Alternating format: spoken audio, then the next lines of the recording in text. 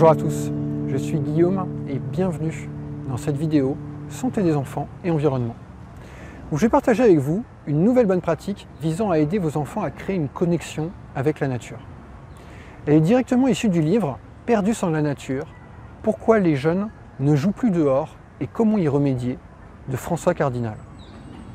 Et cette bonne pratique, c'est faites de la nature de proximité le terrain de jeu par défaut des enfants.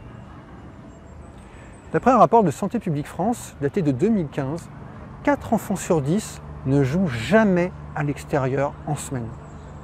Et depuis, le niveau de sédentarité a probablement encore augmenté.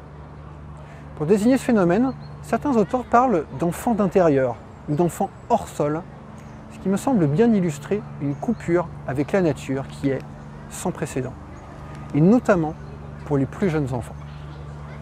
Dans Perdus sans la nature, François Cardinal écrit « Les études sociologiques menées aux États-Unis, en Grande-Bretagne et aux Pays-Bas, entre autres, confirment l'impact de ce virage sur les habitudes des plus petits.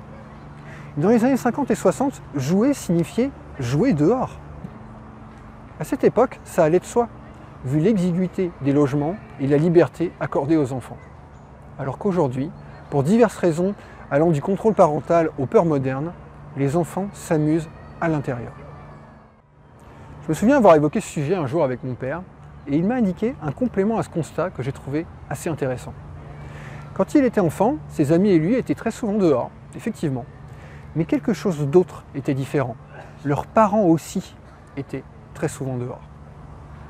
Scott Sampson, dans son livre « Élever un enfant sauvage », donne un conseil pour gérer cette difficulté.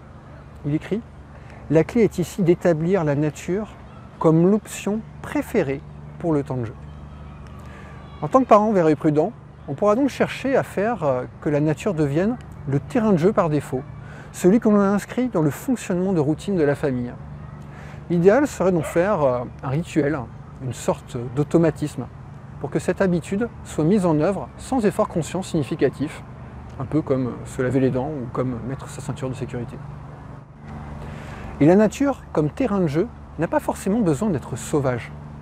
S'amuser régulièrement dans la nature de proximité, idéalement au moins un peu tous les jours, peut déjà faire une différence significative. Voilà pour cette bonne pratique de santé environnementale pour parents. Si vous l'avez trouvé utile, je vous invite à cliquer sur le bouton j'aime et à vous abonner à la chaîne YouTube. Vous serez alors informé de la publication des prochaines vidéos. Et c'est d'ailleurs à la prochaine vidéo que je vous donne rendez-vous. J'y partagerai une nouvelle bonne pratique pour entourer vos enfants d'un environnement favorisant la santé, avec moins de pollution et plus de nature. À bientôt.